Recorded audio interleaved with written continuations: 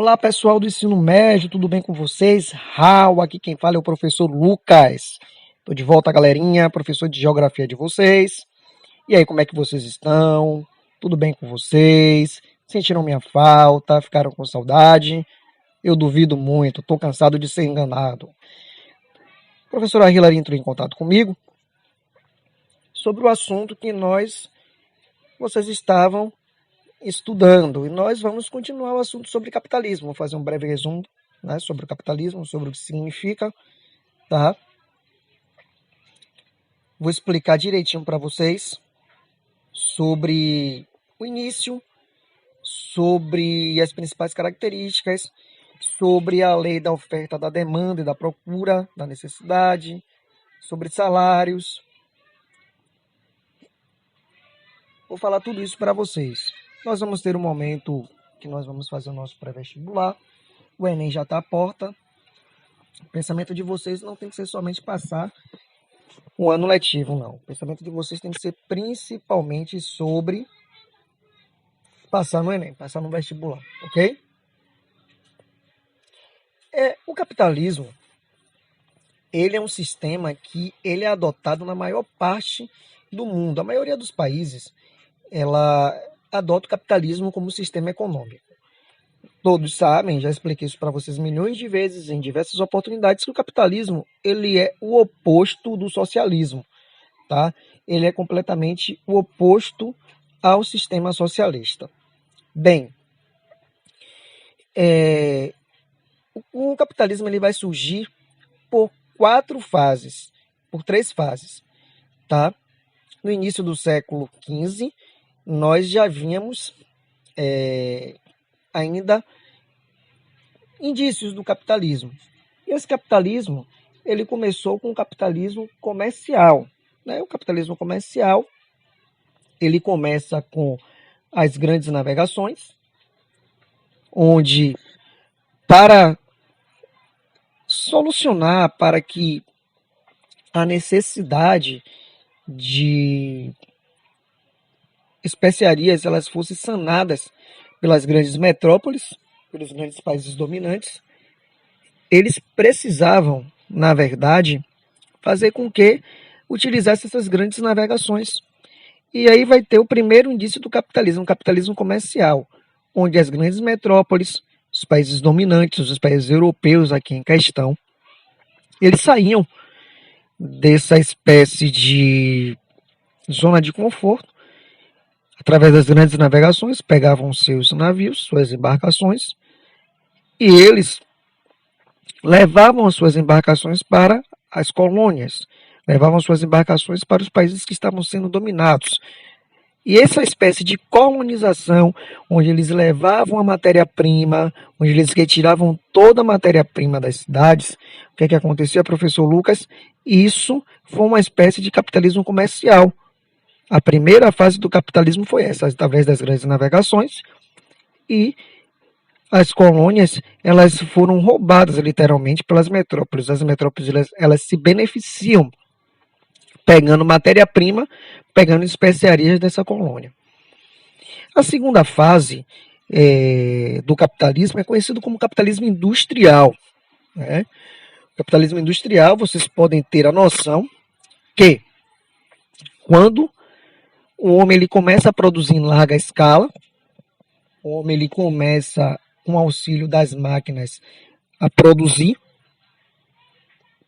e essa produção, como todos vocês conhecem, vai marcar uma era onde o trabalho manual vai ser substituído pelo trabalho de máquinas.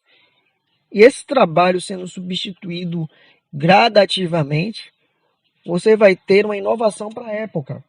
Você vai ter a metropolização do mundo, você vai ter um êxodo rural gigantesco, pessoas saindo das cidades do campo, para irem para as cidades à procura de um emprego, de trabalho.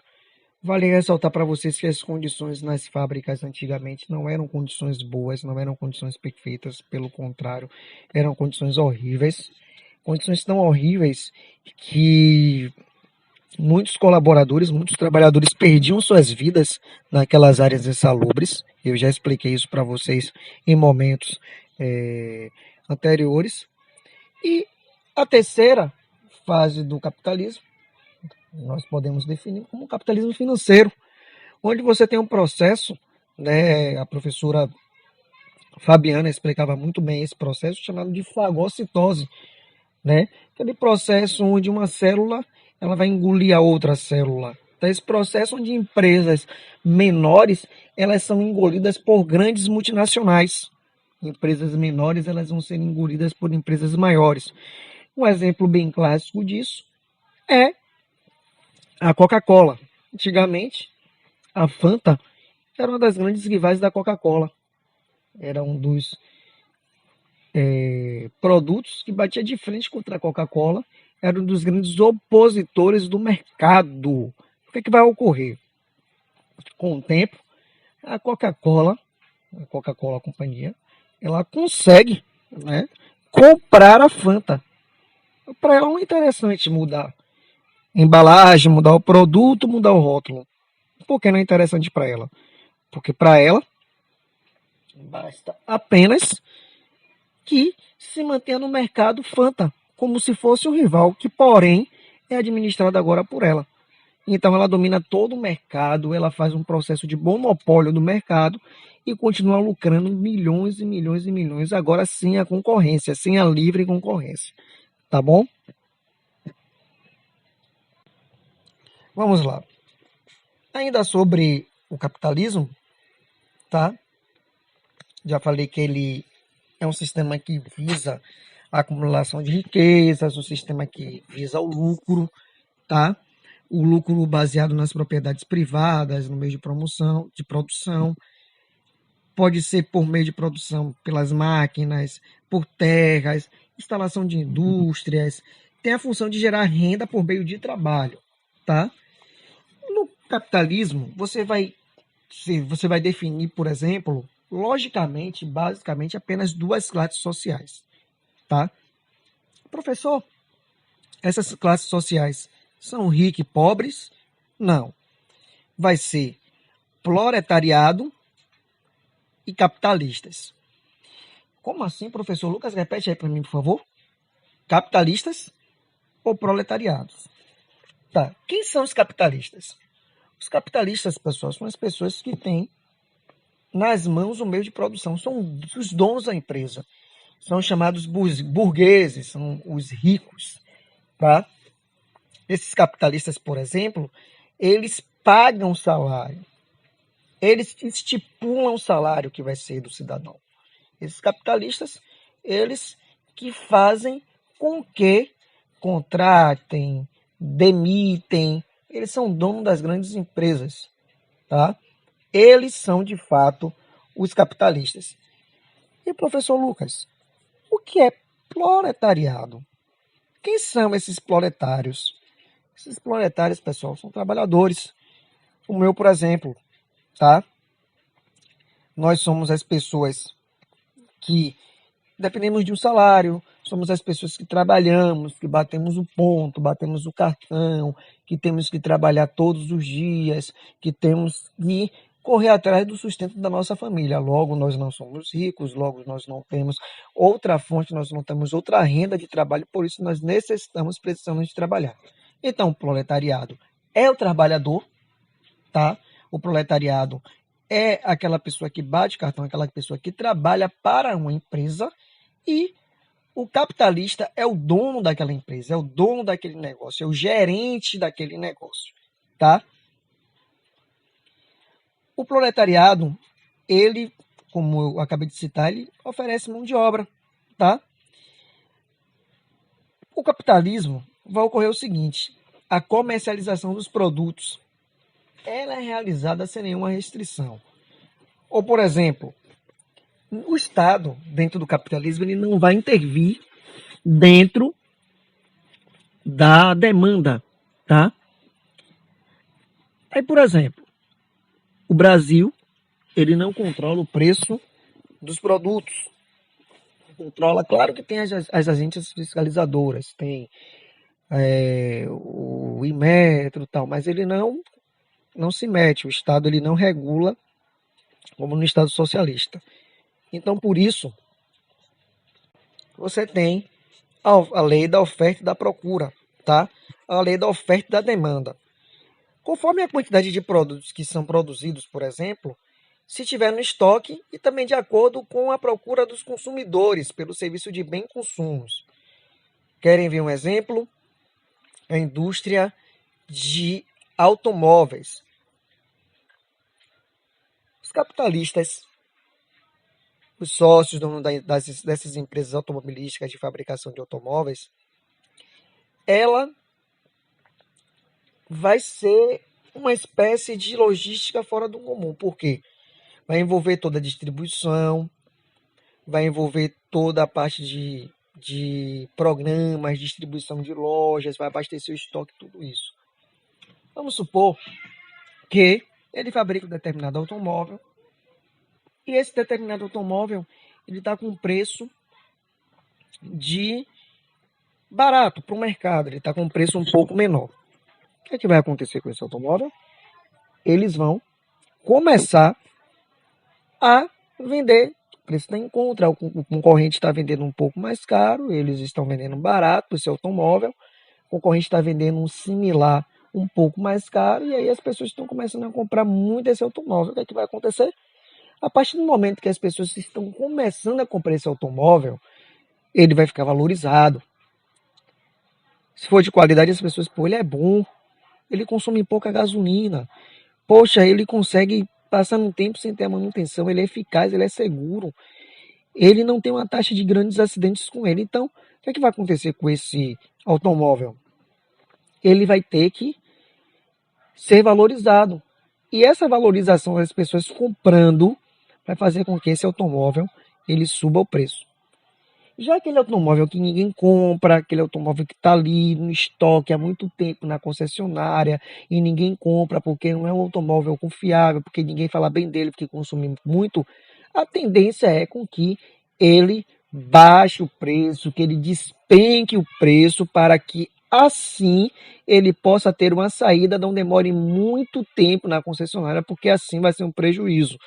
Imagina você vendendo um carro de 2016 que chegou na concessionária em 2015 e ainda em 2021 ele não saiu da concessionária.